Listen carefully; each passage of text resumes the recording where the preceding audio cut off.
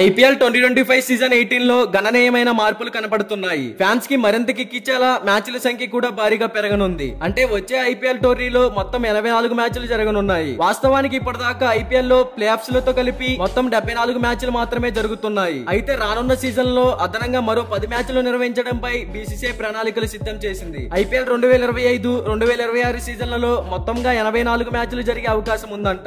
అలాగే ఐపీఎల్ 2027 లో ఈ మ్యాచ్ల సంఖ్యను 94కి పెంచనున్నారు. దీంతో 2027 లో లీగ్ ఫార్మాట్ లో టోర్నీ జరగనుంది. ప్రస్తుతం ఐపీఎల్ రౌండ్ రాబిన్ ఫార్మాట్ లో జరుగుతున్న సంగతి తెలిసింది.